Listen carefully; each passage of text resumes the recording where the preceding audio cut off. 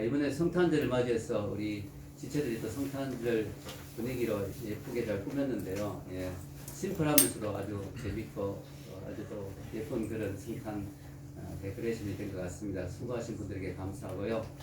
오늘은 이렇게 오지 못한 지체들 좀 있는데요. 다음 주 성탄 예배니까 가급적 다 같이 오면 좋겠습니다. 그리고 오늘 보니까 샤이 우리 별빛들도 이렇게 출석 체크를 많이 하시던데 온라인으로 하시는 분들은 꼭 체크해 주셔서 우리가 누가 같이 예배 드리고 있는지 우리가 좀 이렇게 같이 알면 좋을 것 같습니다.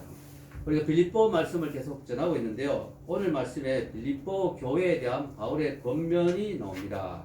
자, 빌립보 교회는 바울이 참 좋아하는 교회였고 기뻐하는 교회였다고 했습니다. 그 이유는 개척 초기부터 빌립보 교회는 기도와 물질로 바울의 사역을 많이 도왔고 같이 섬겼기 때문에, 즉 복음의 협력자가 되어서 바울의 마음을 많이 기쁘게 한 교회입니다. 그런데 놀랍게도 이 빌립보 교회에도 문제가 있었습니다. 무슨 문제가 있었냐면은 거기 안에 은근히 시기와 질투와 다툼이 있었다는 거죠. 참 놀라운 이야기죠. 이 좋은 교회가, 이 아름답고 은혜로운 교회 안에도 이런 문제가 있었다. 이것을 보면요, 이 지상에 있는 교회는 완전한 교회가 없다는 걸 알 수가 있어요. 완벽한 교회는 없습니다. 우리가 초대교회로 돌아가자 이런 말 자주 하지만 초대교회도 완전하지는 않았다는 걸 우리가 알 수가 있어요. 그래서 여러분이 완벽한 교회, 완전한 교회를 찾아다니기보다는 내가 소속된 교회에서 나 자신이 하나님 앞에서 온전한 그리스도인으로 서려고 노력할 때, 그런 사람이 더 많아질 때 우리 교회가 주님 앞에서 더 온전한 교회로 가까워질 수 있는 줄로 믿습니다. 자, 이 빌립보 교회가 온전한 교회로 세워지기 위해서 바울이 권면합니다. 그것은 뭐냐면은 오늘 쭉 내용이 나오겠지만 주님의 마음을 품고 서로 겸손하게 서로를 섬기라는 것입니다. 그러면서 바울이 그렇게 해야 되는 이유를 먼저 이야기합니다. 이게 네 가지로 나오는데요. 2장 1절입니다. 위에 한번 읽어볼까요? 시작.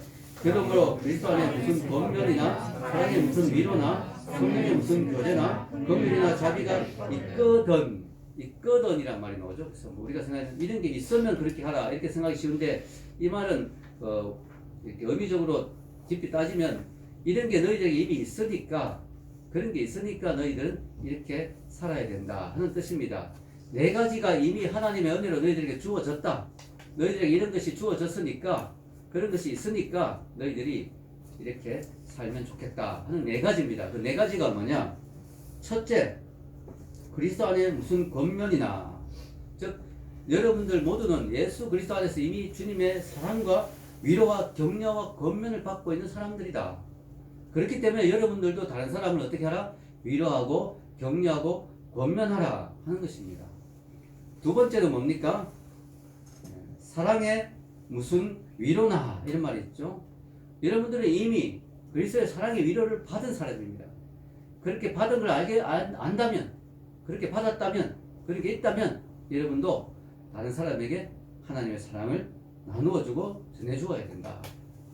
세 번째는 성령의 무슨 교제가 있거든. 여러분에게 이미 성령이 주시는 교제와 교통하시는 은혜가 있다. 그래서 우리도 성령 안에서 서로 교제하고 교통하고 하나 되어야 된다 하는 것입니다. 네 번째, 긍휼이나 자비가 있거든 이라고 말하죠. 우리는 모두 그리스도의 긍휼과 자비를 경험했다. 그렇기 때문에 우리도 다른 사람에게 동일한 자비와 긍휼로 대해야 된다. 자, 이런 것이 바로 바울의 전제입니다. 전제. 여러분이 바로 이렇게 살아야 되는 이유는 이미 네 가지 이런 것들을 여러분 삶 속에 경험했습니다. 그러니까 이것을 흘러보내야 됩니다. 다른 사람들에게도 이것을 드러내야 됩니다 하는 것입니다. 그럼 어떤 식으로 하면 우리가 이런 은혜를 받은 사람인 것이 드러날 것인가? 어떻게 하면 내가 이런 은혜를 받은, 이 네 가지의 은혜를 받은 사람이 어떻게 하면 내가 하나님의 은혜를 받은 사람이라는 것이 드러날 것인가? 그런 은혜를 어떻게 흘러보낼 것인가를 또 네 가지로 이야기합니다. 또 네 가지로. 네 가지가 바로 2절에서 4절까지 나옵니다. 그러면 위에 한번 읽어볼까요? 시작. 마음을 같이하여 같은 사랑을 가지고 뜻을 합하여 한 마음을 품어 아무 일에든지 다툼이나 허영으로 하지 말고 오직 겸손한 마음으로 각각 자기보다 남을 낮게 여기고 각각 자기 일을 돌볼 뿐더러 또한 각각 다른 사람들의 일을 돌보아 나의 기쁨을 충만하게 하라. 여기 네 가지가 나오죠. 여러분이 하나님의 은혜를 받은 사람이라면, 이런 주님의 은혜를 받았다면 이런 모습이 나타나야 된다. 이 네 가지가 뭐냐? 첫째, 마음을 같이하여 같은 사랑을 가지고 뜻을 합하여 한 마음을 품어야 된다. 즉 마음이 하나 돼야 된다. 여러분 우리가 그리스도 안에서 특히 교회 안에서 마음일수록 한 마음이 돼야 된다. 한 뜻을 가져야 된다. 같은 사랑을 가져야 된다. 뜻을 합쳐야 된다. 이게 드러나야 된다. 이런 모습이 있어야 된다. 지금 빌립보 교회가 이렇게 하지 못하고 있는 거예요. 서로 시기하고 질투하고 다투는 모습이 있었습니다. 그러면 안 된다. 우리가 주님의 사랑을 받았다면 마음이 하나 되고 서로 사랑하고 같이 한 마음으로 주님을 섬겨야 된다. 두 번째는 뭘까요? 아무 일이든지 뭐요? 다툼이나 허영으로 하지 말아야 된다. 다툼하고 허영이 왜 나옵니까? 나를 다른 사람보다 더 높게 평가한 데서 나옵니다. 왜 나를 인정해주지 않지? 왜 나가 무시당하지? 나는 더 대단한 사람인데 다툼, 허영이 나오죠. 자기에 대한 그런 지나친 그런 과대한 그런 평가로 인해서 허영과 다툼이 나옵니다. 그래서 여러분 교회 안에서는 자기를 자꾸 드러내거나 인정받으려고 하거나 대접받으려고 하면 안 됩니다. 세 번째는 뭐요?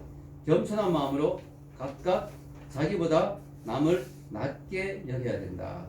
자, 자기보다 남을 낮게 여기려면 뭐요? 겸손해야 되죠. 겸손하지 않으면 자기보다 남을 낮게 여기죠. 네, 발음이 비슷한데 여러분 한국말은 잘 들어야 됩니다. 자기보다 남을 낮게 여기는 게 아니라 자기보다 남을 낮게 여기죠. 겸손하지 않으면 무시하죠. 네, 함부로 대하죠. 네, 그래서 여러분 우리가 나보다 다른 사람을 낮게 여기려면 내가 겸손한 마음을 품어야 돼요.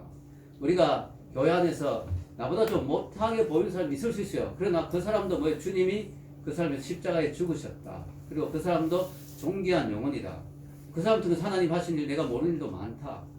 하나님 그 사람도 사랑하신다. 나도 따지고 보면 부족한 점이 많은 사람이다. 그래서 저 사람이 나보다 더 귀하다. 저 사람을 존중해야 되겠다. 이런 마음.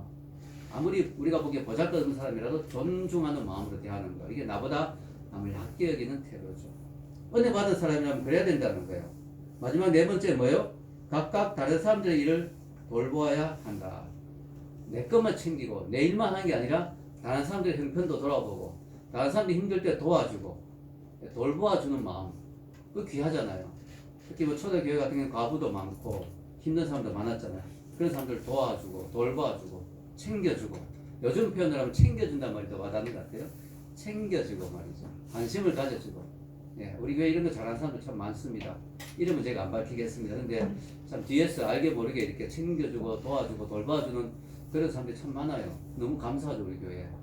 어떻게 보면 우리 교회가 빌립보 교회보다 조금 더 좋은 교회일지도 혹시 모릅니다. 예, 정말 감사한 거죠. 예, 그래서 여러분 이런 자세를 가지면 어떻게 될까요? 시험이 덜 겹죠 교회 안에. 여러분 이 네 가지만 잘 지켜도 교회 안에 시험 될 일이 전혀 없어요. 아니 나보다 남을 낮게 여기는데 어떻게 여기 시험이 오겠습니까? 무시당한다는 기분이 어떻게 들겠습니까? 한 마음으로 대해서 교회를 섬기는데 그게 무슨 분열이 있고 다툼이 있고 싸움이 있겠습니까? 근데요 현실에서 이게 참 어렵다는 거예요. 잘 안 돼요. 왜냐? 마음이 다 다르거든요. 다 내 마음 같지가 않거든요. 내 마음 같으면 얼마나 좋겠어요. 다 내 마음 같지가 않아요. 생각하는 게 다 달라요. 예. 좋아하는 것도 다 달라요. 어떤 것에 대해서 느끼는 것도 다 달라요. 이게 참 어렵다는 거죠. 근데 놀라운 게 뭐예요? 바울이 이렇게 말만 하는 게 아니라 해결책을 제시합니다. 이렇게 할 수 있는 방법을 제시해요. 이게 오늘 주제예요. 주제. 뭐예요? 제목이 뭐예요? 너희 안에 이 마음을 품어라. 이게 오늘 제목이에요. 너희가 이렇게 하는 게 어렵다는 거 안다. 쉽지 않다는 거 안다. 근데 할 수 있는 방법이 있다. 그게 뭘까요? 너희 안에 이 마음을 품으면 된다. 이 마음이 무슨 마음이에요? 그리스도 예수의 마음. 똑같이 예수의 마음을 품을 때 마음이 똑같아져 버리잖아요. 왜? 똑같이 다 예수의 마음을 가지고 있으니까. 마음이 잘 안 맞는데 이런 게 없죠. 왜냐하면 똑같은 마음인데. 똑같은 마음을 갖고 있는데. 너희 안에 이 마음을 품어라. 이게 정말 중요합니다, 여러분. 결혼해도 쉽지 않아요. 부부가 사랑해서 결혼했지만 마음이 안 같거든요. 취향도 다르고 스타일도 다르고 좋아하는 것도 다르고. 부부가 하나 된 방법이 뭐예요? 그리스도 예수의 마음을 똑같이 가지면 되는 거예요. 아멘. 너무너무 놀라운 거죠. 최고의 주례사입니다. 이게. 그리스도 예수의 마음을 품으십시오. 이게 최고의 주례사예요. 왜냐? 부부가 그리스도 예수의 마음을 품다면 거기에 싸울 일이 없죠. 같은 마음이니까. 자녀들도 마찬가지죠. 자녀도 쉽지 않죠. 부모하고 자녀 마음이 다릅니다. 똑같이 예수님을 사랑하고 똑같이 예수의 마음으로 가진다면 거기에 뭐 갈등이 생길 게 없죠. 그리스도 예수의 마음을 가져라. 그래서 예수의 마음이 어떤 마음입니까? 오늘 쭉 나오지만 한마디로 말하면 뭐예요? 겸손한 마음. 겸손한 마음. 예수님의 겸손을 오늘 바울은 이야기합니다. 그리스도의 겸손의 마음을 가져라. 여러분, 우리는 요즘은요, 겸손이란 말이 참 많이 쓰이잖아요. 안 믿는 사람들도 겸손한, 저분은 겸손하다. 우리 겸손해야지. 우리가 지금 잘 나갈 때 겸손해야 돼. 우리가 다 겸손한 말 잘 써요. 근데 여러분, 놀라운 건요, 고대 그리스 로마 시대의 문화를 연구한 학자들의 이야기에 따르면 그때 당시에 그 교훈 가르침에 대한 그 모아놓은 책이 있거든요. 이 책을 연구해 보니까요, 겸손이라는 개념이 아예 안 나온대요. 겸손이라는 단어가 없는 건 아니지만 미덕으로 보지 않았던 거예요. 좀 추구하고 이렇게 해야지 하는 식으로 쓰임받은 게, 겸손이 그렇게 쓰임받은 게 없다는 거예요. 그때 당시 사회는 자기의 용맹함, 자기의 잘남 이런 걸 드러내는 것을 하나의 사회의 미덕으로 삼았습니다. 그래서 막 자기를 칭찬하고 자기를 높이고, 겸손하다 이러면요, 찌질이 이렇게 되는 거예요. 저 사람은 겸손하다 이래 돼버리면 아주 줏대가 없는 사람, 또는 뭐요? 예, 아주 비굴한 사람, 아주 굴종하는 사람, 아주 수동적인 사람, 이런 사람을 표현하는 게 겨우 저 사람이 좀 그래 뭐 이렇게 표현합니다. 예수님이 어떻게 보면요, 인류 역사상 처음으로 겸손을 하나의 미덕으로 갖고 옵니다. 우리는 겸손해야 된다. 겸손을 하나의 추구해야 될 사회적 가치. 지금 이게 만연하잖아요. 왜? 교만하면 망한다는 거 다 이제 사람들이 알잖아요. 근데요, 그때는 그렇지 않았어. 용맹한 거, 잘난 거, 똑똑한 거, 힘 있는 거, 센 거, 뭐 스파르타 이런 거 알죠? 그죠? 스파르타식. 이런 걸 다 추구했단 말이에요. 예수님이 처음으로 겸손이 인류가 추구해야 될 중요한 미덕이다 하는 걸 우리 세상에 소개한 거니까 예수님이라는 놀라운 이야기죠. 자, 예수님은 말로만 우리 겸손해야 돼, 겸손하자 이렇게 한 게 아니에요. 아예 삶 자체가 토탈 라이프, 예수님의 전체 삶 자체가 뭐냐, 완전히 겸손으로 이루어진 거예요. 제가 지난 시간에 언제 이야기했죠. 예수님은 너무 겸손해가 태어날 때도 마관에서 태어나고 죽을 때도 남의 무덤을 빌려서 죽으셨다. 그 정도로 겸손. 자, 바울이 오늘 이야기합니다. 너희 안에 이 마음을 품으라 하면서 예수님의 마음을 이야기합니다. 자, 5절 한번 읽어봅시다. 시작. 너희 안에 이 마음을 품으라. 곧 그리스도 예수의 마음이니. 자, 지금부터 우리가 살펴볼 것은 바로 예수님의 마음, 이 겸손의 마음이 어떤 마음이었냐를 살펴보는 거예요. 그래서 우리도 예수의 마음을 오늘 품고 가는 거예요. 그래서 오늘 여러분들과 저는 수술을 좀 진행하려고 합니다. 심장 이식 수술.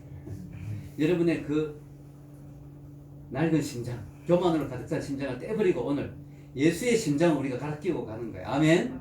예수의 심장으로 바꿔 끼우고 가는 겁니다. 예수의 마음을 품으라. 이 마음이 어떤가가 오늘 6절에서 8절에 나옵니다. 한번 읽어보겠습니다. 시작. 그는 근본 하나님의 본체시나 하나님과 동등됨을 취할 것으로 여기지 아니하시고 오히려 자기를 비워 종의 형체를 가지사 사람들과 같이 되셨고 사람의 모양으로 나타나사 자기를 낮추시고 죽기까지 복종하셨으니 곧 십자가에 죽으심이라. 아멘. 이게 바로 예수님의 마음이에요. 이 마음을 품어야 내가 살고 내 가정이 살고 우리 교회가 살고 이 나라가 삽니다. 여러분, 이 마음, 이걸 바울이 표현했는데 이걸 바울의 기독론이라고 합니다. 바울의 기독론. 예를 들어 요한은 예수님 어떻게 보세요? 태초에 말씀이 계십니다. 이 말씀이 육신이 되었다. 이게 요한의 기독론이에요. 바울의 기독론, 바울이 이해하는 예수님이 이거예요. 그는 근본 하나님과 똑같은 분인데, 하나님과 본체이신데, 하나님과 동등됨을 취할 것으로 여기지 아니고 자기를 비워가지고 종의 모습으로 오셔가지고 죽기까지 복종하셔가지고 십자가에 죽으신 것. 이게 예수님이라는 거예요. 이게 예수님. 여러분, 예수님은 근본 하나님의 본체시다라고 되어 있죠. 그죠? 이 하나님의 본체라는 말이 참 어려운 말이에요. 그래서 헬라어로 보니까 모르페예요. 모르페. 모르페란 말은 뭐냐면 여기 적어놓았죠. 그것의 배후에 있는 존재를 완전히 표현해주는 형체. 그래서 배후에 이런 게 있는 것을 드러내주는 실체라는 거예요. 즉 하나님이라는 존재가 있는데 이걸 예수님이 지금 우리 눈앞에 이렇게 모르페로 보여주셨다는 거죠. 조금 이해가 되죠? 그래서 예수님이 하나님의 본체이시다. 즉 하나님과 같은 분인데 이걸 예수님이 하나님과 똑같이 될 것으로 여기지 아니하셨다. 참 대단한 분이죠. 여기 보면요. 제가 그 6절에서 7절에 보면 그는 근본 하나님의 본체 모르펫이나 하나님과 동등됨을 취할 것으로 여기지 아니하시고 오히려 자기를 비워 종의 형체할 때 이 형체도 모르페예요. 그래서 바울이 일부러 같은 단어를 쓴 거예요. 하나님의 모르페를 버리고 하나님의 그 본체를 버리고 종의 모르페, 종의 형체를 입으셨다. 여러분, 취한다는 말은 보통 내가 아직 소유하지 않은 것을 내가 가진 걸 내가 취한다고 표현하는데요. 여기서 취한다는 말은 이미 소유하고 있는 것을 계속 붙잡고 놓치지 않으려고 하는 것을 취한다고 말하는 것이죠. 즉 하나님의 본체이기 때문에 내가 본체를 계속 고집할 수 있어요. 나 하나님 노릇 계속 할 거야. 나 하나님 본체로 계속 있을 거야. 라고 그것을 취하고 붙잡고 안 놔주는 게 아니라 그것을 내려놓았다. 자기를 비웠다는 거죠. 그래서 여러분 이게 바울이 의도적으로 이런 표현을 씁니다. 이게 아담하고 비교하는 거예요. 예수님의 특징이 뭐냐면 자기가 하나님의 모르페, 하나님의 그 본성을 가지고 있는데 이걸 내려놓고 그걸 취하려고 하지 않고 그걸 끝까지 붙잡지 않고 내려놓고 어떻게 했어요? 종의 형체, 종의 모르페를 가지셨잖아요. 그래서 우리를 구원하셨죠. 아담이 한 일은 뭐냐면 아담은 반대예요. 아담은 감히 종의 모르페, 인간의 모르페를 가진 주제에 감히 그걸 가지고 있는 주제에 그걸로 만족하지 않고 감히 하나님의 그 모르페를 취하려고 그걸 가지려고 손을 뻗었다는 거예요. 성경에 보면 선악과를 먹으면 하나님과 같아지려고 한다. 그 말에 아담이 탁 넘어갔거든요. 아담 하와가 넘어갔거든요. 감히 종의 모르페를 가진 주제에 종의 모르페를 그대로 가지고 있어야 되는데 감히 하나님 같아지려고 하나님의 모르페에 탐을 내다가 그걸 취하려고 하다가 떨어진 거죠. 나락으로 떨어진 거죠. 예수님하고 비교가 됩니다. 예수님은 하나님의 모르페시면서 그걸 내려놓고 종의 모르페를 가지시고 그걸 취하려고 하지 않으셨는데 아담은 종의 모르페를 가진 주제에 하나님의 모르페를 취하려고 손을 뻗다가 비참하게 되었습니다. 여러분 예수님은요 그냥 사람의 모르페를 취한 정도가 아니고 뭐예요? 종이 되어서 십자가에 죽기까지 우리를 위해서 자기를 비우셨다. 자기를 낮추셨다. 뭐 더 이상 낮아질 수가 없죠. 예. 여러분 제가요 이 말씀을 이렇게 준비하는데 요한복음이 갑자기 떠오르더라고요. 여러분 성경 통독 요즘 하시잖아요. 성경을 통독해 놓으면 좋은 게 이거예요. 갑자기 연결되는 구절 내 머리에서 연결이 막 되는 거예요. 조립이 되듯이 막 퍼즐이 맞추듯이 갑자기 예수님의 세족식이 생각이 났어요. 이 구절을 읽는데 자 세족식에 보면요 재밌죠. 요한복음 13장 4절 여기 적어 놓았는데요. 읽어볼까요? 시작. 저녁 잡수시던 자리에서 일어나 겉옷을 벗고 수건을 가져다가 허리에 두르시고 그럼 세족식 은혜롭죠. 산동대에서도 뭐 이렇게 선배들이 후배들 막 세족식 해주고 이러잖아요. 자 그런데 이 세족식으로 그냥 읽었는데 갑자기 이 말씀하고 연결되니까 너무 놀라운 그림이 내 머리에 떠오르는 거예요. 이게 바로 예수님이 우리를 위해서 겸손하게 자기를 낮추신 그 사건, 바울이 지금 본 기독론, 예수님의 그 본체를 버리고 내려오신 그 사건을 보여주는 모형이다. 샘플이다. 하나의 표본이다. 왜냐? 하나님이 예수님이 어떻게 하셨느냐? 여기 보면 저녁 잡수시다가 일어났다. 예수님이 지금 하나님의 보좌에 앉으셨던 분이에요. 원래는 하나님의 우편에 앉으셨던 하나님의 보좌에 앉으셨던 하나님 본체잖아요. 그분이 자리에서 갑자기 일어서신 거예요. 거기 앉아서 지금 우주를 다스리고 계시던 분이 잘 일어나셨어요. 왜 일어나셨어요? 우리를 구원하기 위해서 오시기 위해서. 그리고 예수님이 겉옷을 벗으셨어요. 그죠? 왕이 왕복을 입고 있잖아요. 왕복을. 그 겉옷을 하나님의 왕복을 내려놓으신 거예요. 예수님이 그 왕으로서의 그 권위를 내려놓으신 거죠. 왕복을. 그리고 수건을 가져다가 허리에 두르시고 왜 허리에 두르셨어요? 발을 씻기 위해서. 그럼 발을 씻으려면 어떻게 될까요? 무릎을 꿇어야 되죠. 종이 돼야 되죠. 예수님도 하늘에 보좌에서 갑자기 일어서셨어요. 그 아름다운 그 찬란한 그 위엄과 지위가 있는 왕복을 벗으시고 왕의 자리를 내려놓으시고 이 땅에 오셔가지고 종의 형체를 입으시고 그리고 허리에 수건을 두르신 것처럼 종의 모습을 오셔서 무릎을 굽히셨습니다. 우리를 섬기기 위해서 십자가에 죽어 주셨습니다. 이게 예수님의 자기 비하. 이 바울의 기독론은 바로 다른 말로 하면 자기 비하입니다. 예수님의 자기 비하. 자기를 스스로 낮추신 것. 자, 이렇게 하신 이유가 뭐냐? 요한복음 13장 15절 예수님이 세족식을 끝내고 이렇게 말씀하셨어요. 내가 너희에게 행한 것 같이 너희도 행하게 하려 하여 본을 보였노라. 예수님이 제가 다 안 읽었는데 요한복음에 보면 세족식 끝난 다음에 다시 겉옷을 입고 자리에 앉으셨다 이렇게까지 나옵니다. 예수님 다시 승천하셔가지고 왕으로서 권위를 가지고 하나님 보좌 우편에 앉으신 것까지 다 묘사되어 있어요. 너무 신기하죠. 예수님이 이렇게 하신 이유를 말씀하십니다. 왜 세족식을 했느냐? 너희들도 이렇게 하도록 본을 받게. 이건 단순히 너희들 세족식 자주 하라 이런 뜻이 아닙니다.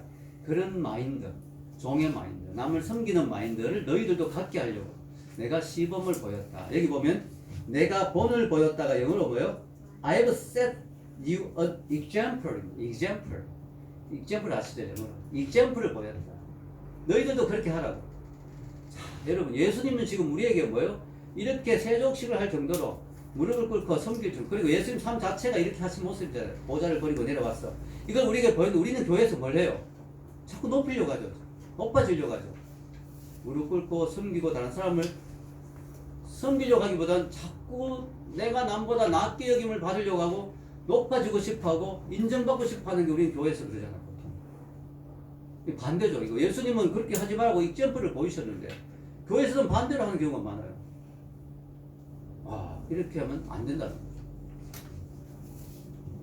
그래서 여러분 예수님의 마음이 한마디로 무슨 마음이에요? 겸손한 마음, 종의 마음, 섬기는 마음, 자기를 낮추는 마음, 다른 사람 위해서 자기를 희생하는 마음, 이게 예수님의 마음이에요. 그래서 여러분 그리스도인과 뭐예요? 교만은 어울리지 않는 단어입니다. 들어갈 자리가 없어요. 교만이라는 단어가 들어갈 자리가 여러분 기독교인 속에 1%도 없습니다. 근데 만약 이런 말을 한다면 저 사람은 기독교인데 참 교만해. 이건 어울리지 않는 말. 이건 말이 성립이 안 됩니다. 저 사람은 기독교인인데 참 교만해. 저 사람은 그리스도인인데 왜 저렇게 교만해? 안 어울리는 말이에요. 그거는 다른 말로 하면 그 사람은 기독교인이 아니에요. 사실. 기독교인인데 교만할 수가 없어요. 기독교인과 교만하면 같이 갈 수가 없어요. 왜냐? 자기를 죽기까지 낮추신 예수를 믿는 기독교인이 어떻게 교만할 수가 있습니까? 좀 심하게 표현하면 누가 기독교인이라는데 교만하면 저는 그 사람 기독교인으로 안 봅니다. 기독교인일 수가 없어요. 어떻게 기독교인? 저 사람 교회는 다니는데 아직 거듭나지 못한 모양이구나 이렇게 생각할 수밖에 없어요. 교만하고 기독교인은 같이 갈 수가 없어요. 예수님은 낮아질 때까지 낮아지셨어요. 하늘 보좌를 버리시고 이 땅에 낮아져서 오셨지요. 마구간에 태어나셨지요. 제자들도 낮은 지위의 제자들, 어부들, 그죠? 낮은 사람들을 제자로 삼으셨죠. 낮은 자리에 있는 세리들, 낮은 사람 창의들 그들에게 찾아가셨죠. 재밌는 건요. 세례도 낮은 자리에서 받으셨어요. 요단강을 조사해 보니까 전 세계에서 가장 육지가 낮은 곳이 요단강이에요. 바다보다 더 낮아요. 육지가. 예수님이 요단강에서 세례 받았잖아요. 지구에서 제일 낮은 곳에 가서 세례를 받은, 제일 낮은 강에 가서 세례를 받은 거예요. 너무 신기하죠. 이게 그냥 우연일까요? 여러분 위치적으로도 낮지만 예수님은 세례 받을 분이 아니죠. 왜냐? 당시 세례는 죄인들만 받았어요.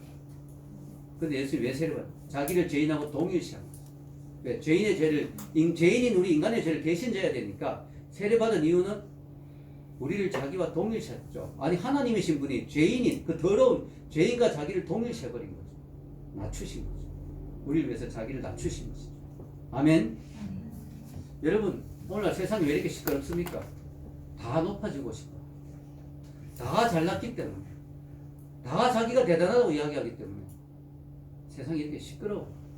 심지어는 전혀 그렇지 않아야 될 교회까지 시끄러운 이유가 뭐냐? 총회장 되려고. 노회장 되려고. 장로 되려고. 장로는 더 섬기는 자리인데 벼슬로 생각하면 안 되잖아. 근데 벼슬로 생각한단 말이죠. 왜? 한국은 유교 문화가 있어서 뭐 하나 자리 받으면 그게 벼슬이라 생각해. 아닙니다. 이 교회 안에서까지 자꾸 높아지려고 하니까, 자꾸 인정받으려고 하니까 이게 교회가 시끄러워지고 이 세상이 이렇게 시끄러워지는 거예요. 이 세상이 좋은 세상으로 바뀌는 방법은 예수님의 마음을 품는 사람이 더 많이 나오면 되는 거예요. 아멘. 그 방법밖에 없는 거죠. 자, 여러분 여기까지 설교를 들으면요, 은혜가 되고 고개가 끄덕여지면서도 동시에 한쪽에서는 우리가 인간이니까, 죄인이니까 이런 마음이 들 수 있어요. 아니 그래도 어떻게 평생 남만 섬기다가 끝나는 인생이 될 수 있느냐. 어떻게 사람이 한 번밖에 없는 인생인데 남의 종로로만 하다가 끝날 수 있느냐? 너무 억울하다. 맨날 섬기다가 버릴 다 오냐? 이건 너무 억울하다. 이런 마음이 조금은 들 수 있어요. 근데 그 다음이 또 있다는 거예요. 너무 놀랍죠? 여기에 우리의 비밀이 있습니다. 바로 하나님의 뜻을 받들어 낮은 자리에 섬기면, 낮은 자리에 머물고 있으면 하나님이 알아서 우리를 어떻게 하세요? 높여주신다.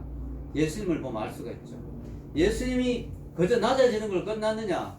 그래서 십자가에 비참하게 죽는 걸로 끝났느냐? 그게 아니죠. 찬란한 부활의 영광이 기다리고 있었잖아요. 그리고 부활 이후에 성천이 있었잖아요.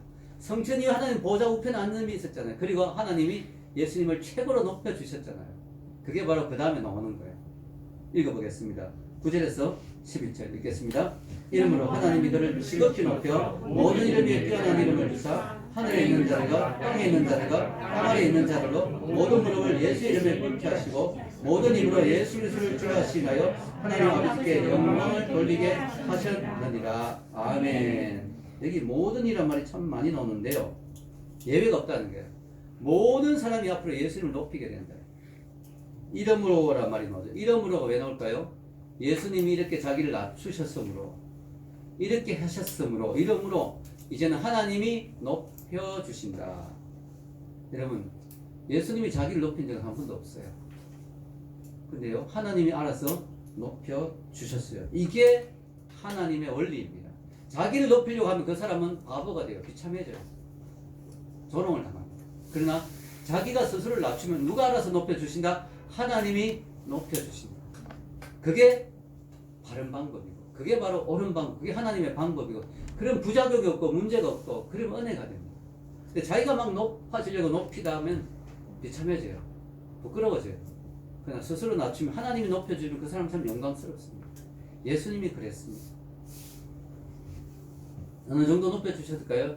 모든 이름에 뛰어난 이름을 주셨어요. 지금도 예수란 이름이 얼마나 아름다운 이름입니까? 그리고 예수란 이름은 그때 많이 있었어요. 아이들 중에 예수란 이름을 가진 아이가 있었어요. 그래서 예수님, 하나님이 예수를 그리스도로 하셨고 모든 이름에 뛰어난 이름을 주셨죠. 그 이름이 뭐냐면은 여기 나오죠. 이 세상에 존재하는 모든 입들이 예수님을 뭐라 부인한다? 주장한다? 주님이라 시인한다. 그죠? 모든 입들이 예수님을 주님이라고 부르게 된다. 주님이란 말이 바로 그 유명한 퀴리오스. 네, 바로 주인님.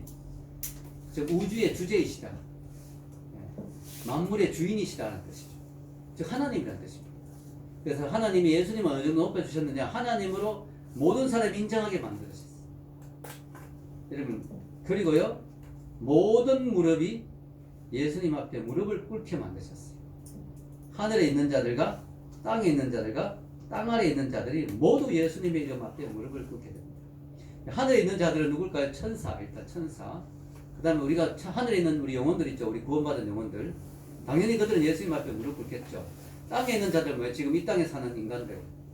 그들은 지금 예수님 앞에 다 무릎 꿇고 있지 않잖아요. 근데 앞으로 그런 날이 온다는 거죠. 그리고 땅 아래에 있는 자들은 누굴까요? 마귀 사탄, 그리고 죽은 영혼들. 그들조차도 다 지옥에조차도 예수님 이름이 울려 퍼지고 지옥에 있는 자들도 다 예수님 앞에 무릎 꿇게 만드는, 그리고 그분이 주님이라는 걸 인정할 수밖에 없는. Too late. 너무 늦었죠. 지옥에 가고 난 뒤에 주님의 재림을 보면서 아, 그분이 주님이었구나. 그때 늦었죠. 가기 전에 예수님을 주님을 인정해야 지옥에 안 가지. 이게 뭐든지 순서가 중요하다니까. 타이밍이 중요하다니까. 뒤늦게 인정하면 아쉽죠. 뒤늦게 예수님 앞에 무릎 꿇고 뒤늦게 예수님 이름을 주님을 인정하면 좀 늦지요. 지옥 가기 전에 해야지. 지옥 가기 전에. 그러나 그날이 온다. 근데 재밌는 건 이게 과거형으로 되어 있어요. 하셨느니라. 응? 하셨느니라. 이게 뭐예요? 너무나 분명하게 일어날 일이기 때문에 미래형이지만 이미 하는 거와 똑같다. 바울의 믿음입니다. 자, 여러분, 아직까지는 예수님의 이름을 모든 사람이 주라고 부르지 않잖아요. 아직까지는 모든 사람이 예수님 앞에 무릎 꿇지 않잖아요. 근데 이런 날이 온다는 거예요. 너무 확실하기 때문에 바울은 그냥 과거형으로 이야기해보세요. 게임 끝. 이미 끝났다.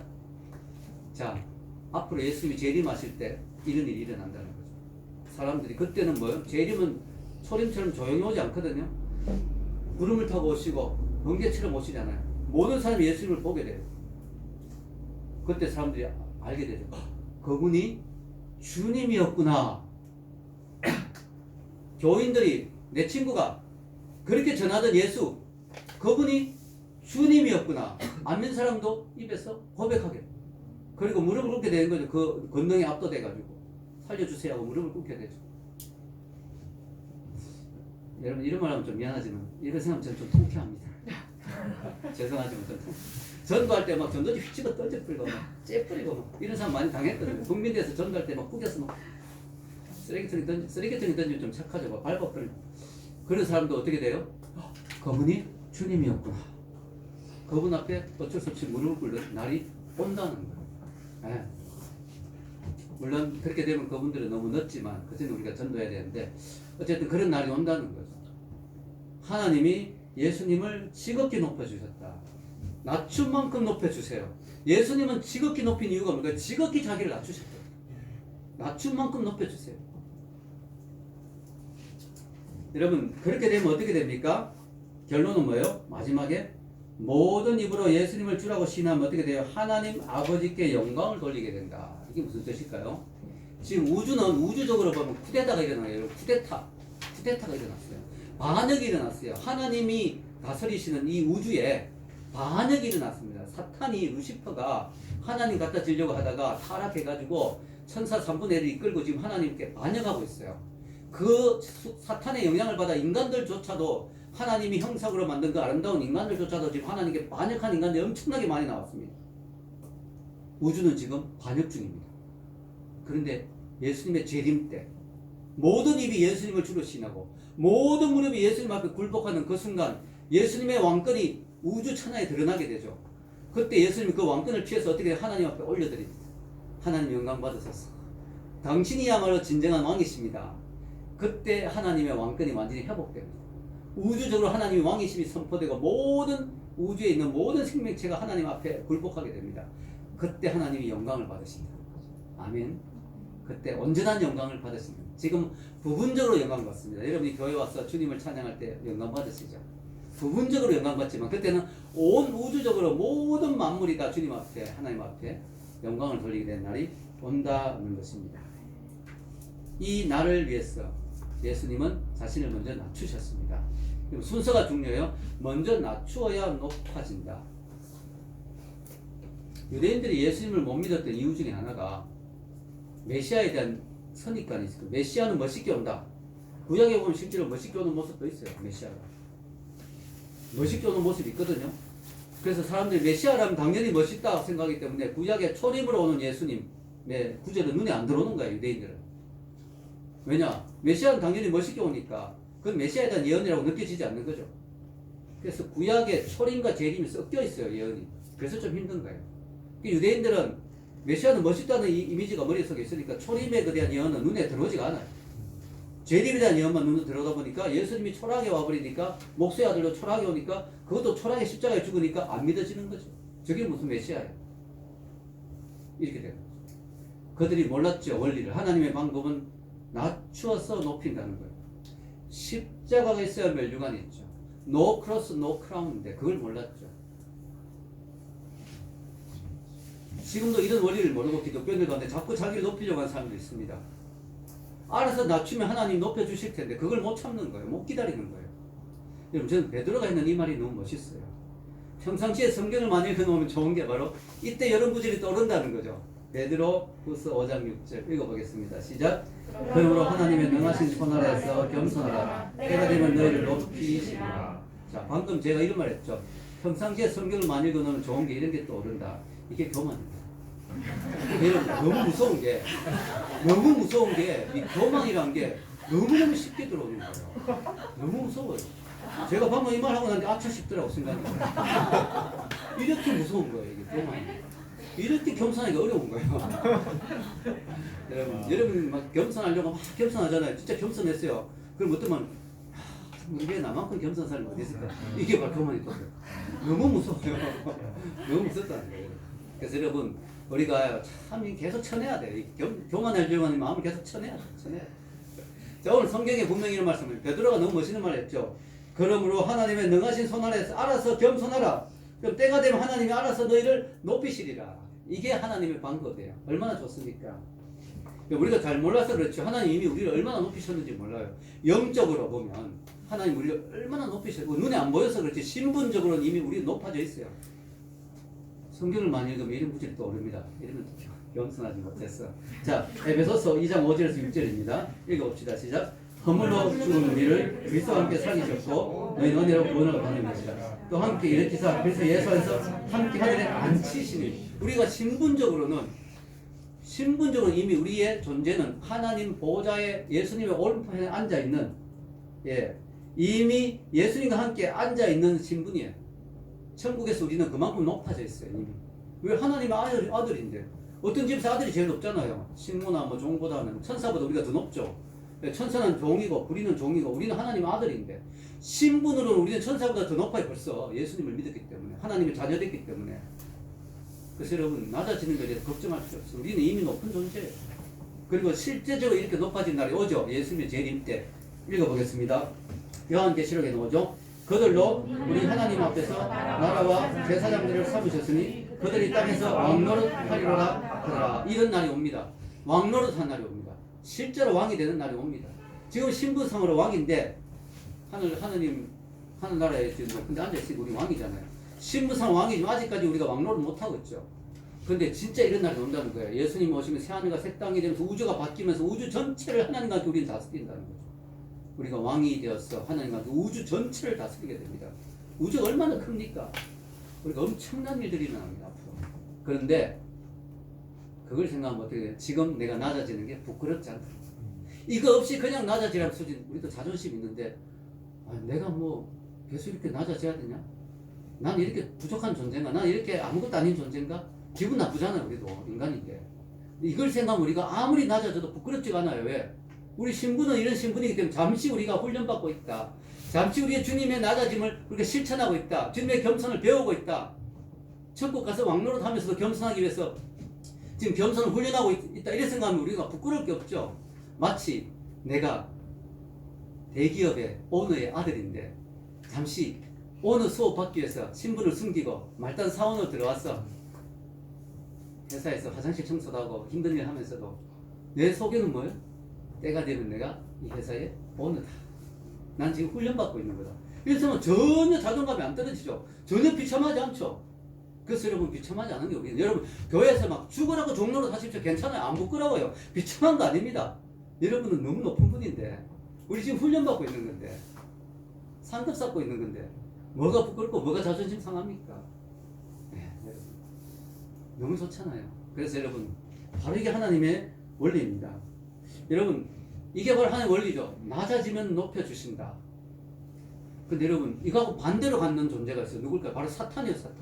사탄은요 높은 자리에 있었어요. 천국에서 루시퍼 천사장 찬양을 담당하는 천사장 높은 자리에 있었어요. 더 높아지려고 하다가 스스로 낮추어야 되는데 더 높아지려고 하다가 낮아졌는데 어디까지 낮아졌느냐? 지옥 끝까지 낮아졌는데 여러분 지옥이 무적행이에요. 무적행의 뜻이 뭐냐면 끝이 없는 구멍이에요.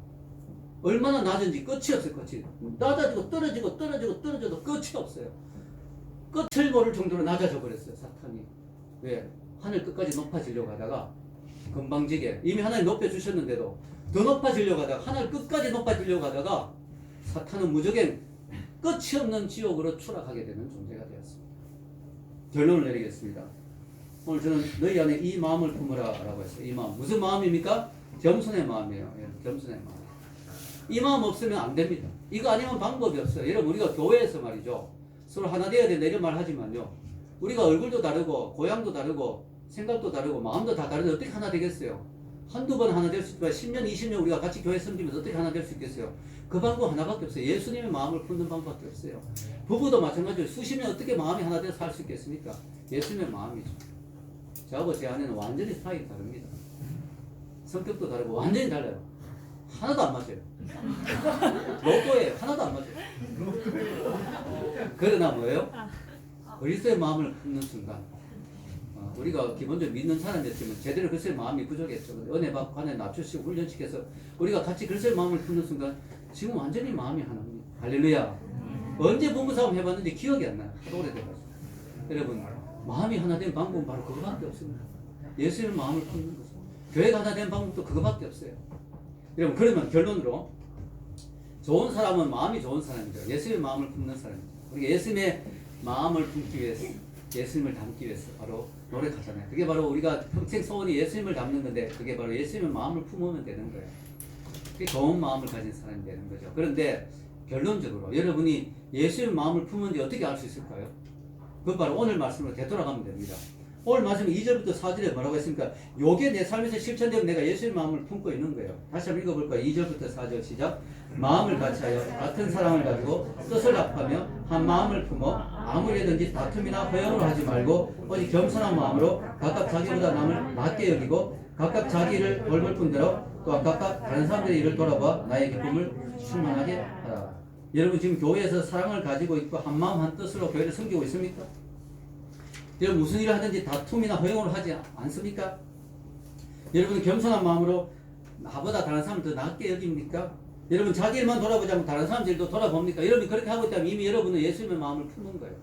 여러분이 그런 게 없다면 여러분 삶 속에 예수님의 마음이 없는 거예요. 근데 아직 이런 게 있는데 아주 약하다 하면 더 키워야 됩니다. 예수님의 마음을 더 내 마음에 가득 채워야 됩니다. 이런 은혜가 여러분의 있기를 주의 이름으로 축원합니다. 기도하겠습니다.